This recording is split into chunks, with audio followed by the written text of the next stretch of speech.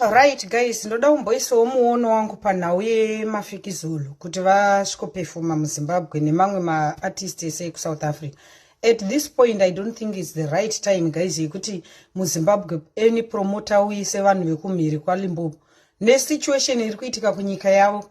Tinoita toratidza chidofo senyika. Madhara ekuikoneti please tiri ngati respectei human rights. Vanhu vakagara panze nevana vachirara panze kuCape Town, kuJoburg, kupi everywhere fearing for their lives.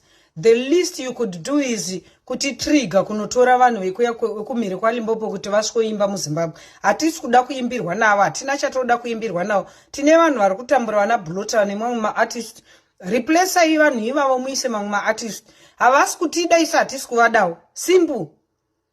Hakuna munhu anofanirwa kubuda, hakuna munhu asina kuafektika nezviri kuitika. Handitika. Munofunga kana dzimwe nyika dzinomira nesu here pakadai tichidzingwa sembwa kudai kudzingwa sembwa vanhu vari kukanganwa kuti panguva yakaitika yeapartheid vakamirwa navo nenyika dzese dziri surrounding including Zimbabwe. Saka imimi munofunga dzimwe nyika dzinoti chii kutoti muri kutovadaidza kuti vasvikopefuma ivo vachidzinga Zimbabwe yese kuti budai muende, budai hatisi kukudai. Aiwa tiitirewo musha. Zvamanje hatisi kuda any munhu wekumhiri kwaLimpopo kuti auye kuzoimba muZimbabwe zvachose. Kana marori ane number plate dzekunyika kweyakwe hatisi kuda kudziona muZimbabwe. Ivo vane mabhizinisi avo muZimbabwe wekumhiri kwaLimpopo ngavadzokerewo. Tit for tat is a fair game guys. Hamungauyi vanhu kuzotiprovoka kuti vanhu vanodya madhora edu osikotora mari munyika yedu. Mari dzatinonobhadhira kumashow avo imari dzine dzatumirwa nevanhu vari kujoni. Imari dzatinoita shanda tega. Saka tiri kuti no kwete. Zvamanje kusvika maissues aya government yavo yasolve. Atidi kuona munhu wekuna Limpopo kunyika yedu. Ngavatisiye nenzara yedu. Saka ngavatisiye nenzara yedu nenhama yedu. Ngavatisiye tigare muZimbabwe tisolve nyika yedu tifixe maproblems edu. Ngavaridzirane ikoko. Vachiridzirana makundukundu avo ikoko. Kwedu hatisi kuda tatojamukawo futi. Tiri kudzokera kunyika yedu. It's not like takasiya tapisa misha. But vasateereka. Hamuti matidzinga moda kutiteera muri kudai garai ikoko. Promoters please hatisi kuda kutanga kuita noise pano tapota zvedu.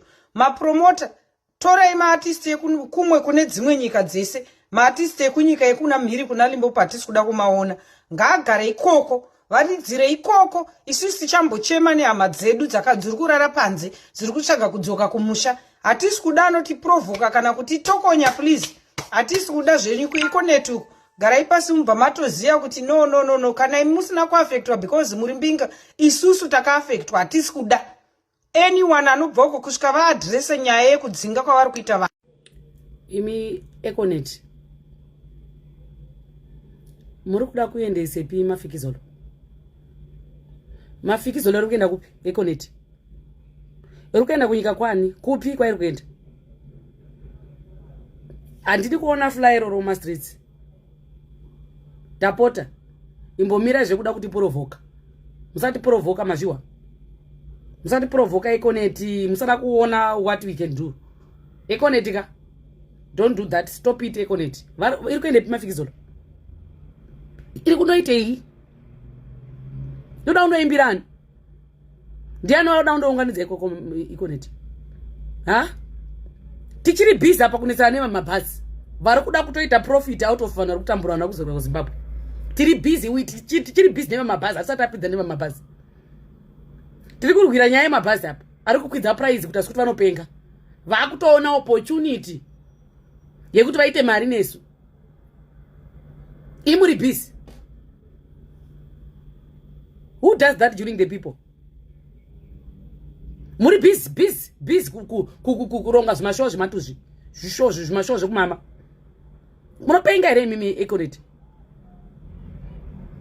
Vada unoimbirani uko?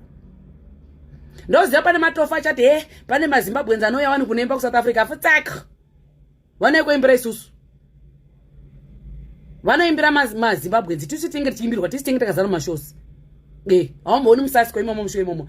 Tisu tenge takazara mumashows edu tikabva muno kuti ari tiri kudzimba tiri kubva. Tiri kuenda, tiri kuuya ikoko. Vanenge vachiimbira isusu ikoko.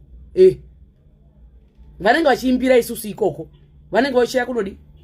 Vana kuimbirani. Nokuti vaibinga isusu. Bete kuvinga vemuno. Vemuno manje muSouth Africa unomaona kuti vandoimbira maZimbabweans.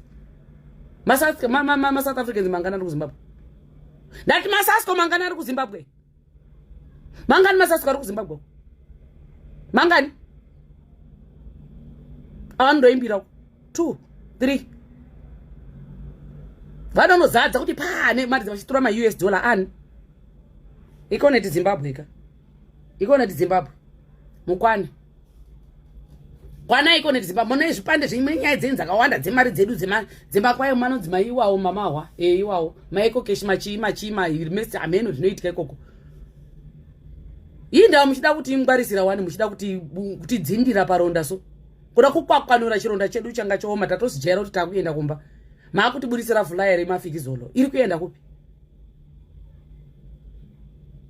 Ikone Zimbabwe ka. Ikone Zimbabwe musada kuti iwa mazviwa. Musada kujonga shumba dzakavata dzega kumudhiti. Stop it. We don't like it. Munofunga kuti kuri kuitika mafanizi kunoko. Are you even seeing zviri kuitika kunoko? Muri kuzoona zviri kuitika kunoko ere? Muri kuona zvinhu zviri kuitika munyika muno mere imi? Kutoburisa chifulaya wena. Chifulaya. Chamuri kufunga imari chete. Muri kufunga mari chete kuti muda kuita mari. Muri kufunga business chete. You're not even thinking about maZimbabweans ari kunoko ari kustruggle. Vari kuvata muma streets vasina kana chikafu vachidirwa mvura dzinovava dziya. Vachimanya every day. Vachiuraiwa. Ndo pamuri kuti vauye vaperforme kuZimbabwe. Mandati vaperformira ani? Nokuti munhu wese ari busy kufunga hama dzake dziri kuno. Dzimwe zvinhu shandisai common sense. Makuda kuti konewa. Makuda kuti konewa manyanya kufarisa magarisa muindustry. Muda kuti dzvanyirira mune kuti tiri isusu maZimbabweans atina violence atinetsana nevanhu. Ngauye ukatemwe nemakeni mone. Ngaende mone. Ngaende kuZimbabwe. Antengeta akota dzingwa. Mangwana ndeye ndiri koini. Ini mangwana uyu ndinge ndiri kuZimbabwe South 30. Ndeye ndiri ko ngauye tione. Ngavauye. Why muchida kuita testing ma waters so? Who does that during the people? Are you okay? Tiri busy kututurusana nekumanyisana nemabhazi panapa. Uzenenye from nowhere uzenenye spune posta yako. Uzenenye posta yako. Who does that? You are not concerned about what is happening, you know. What you are thinking is business yet. Unofarisa iko neti Zimbabwe we. Unofarisa zvibate. Soda kuti gombura iwe. Kwani. Sis nonsense. Vanhu vari kurara panze muna Durban. Vari kurara panze ku Cape Town. Vana vadiki, vana innocent little kids vari kuchando izvozvi. They don't have shelter over their heads. Vanhu vari kurowa. Vanhu vari kutorerwa mari dzavo. Vanhu vari kutorerwa zvinhu zvavo, mabelongings wavo. Zvinorwadza. Zvinorwadza moyo. Zvinorwadza zvishuwa. Asi mapromoters wenyu are inviting maSASCO kuti auye achaperforma. maSASCO kuti auye achaperformera vanhu vane ma-relatives munyika yedu. Vanhu vane ma-relatives akarara panze izvozvi. Mapromoters enyu anofunga sei vediwe? Anofunga sei? Vanofunga mari chete, kuita mari chete. They don't read the room. Vanofunga kuita mari chete. Aiwa, we are not against humanity. We are not against peace. Asi, this is not the time. Guys, this is not the time. This is just not the time, vediwe. Yo, imimi. This is not the time. Vanhu vari kurara panze as we speak. Vanhu havana kudya chikafu to eat. vanhu are treated like animals. Asi mapromoters vekuzimbabwe vakati no, Masasco anoda kuuya achaperforma, Mazimba achafara. Sei aiwa ndiri Musasco zveshuwa, asi sei? Tell me, say. Mapromoters wenyu are failing you.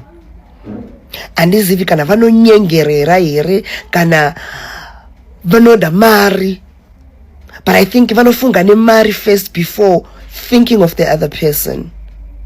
Mapromoters wenyu are failing you. Ndinotaura nema-artists asina kutaura nenyaya iyi iri kuitika munyika yedu. Asi vanoziva kuti chingwa chavo chinobva kupi. Asi vakavhara miromo. Vakavhara miromo as if havaoni kuti zviri kufamba sei munyika yedu. Yet they are expected kuti vaende kuZimbabwe kunofarisa vanhu. Sei? Guys, mimi. This is just not the time. Not a peace, not a unity, but let us read the room. This is just not the time. This is not the time. Ndini chete ndichauya kuZimbabwe ndichaperforma nziyo initiatives. Jokes aside, this is not the time. Do you know, could I message? It's alright.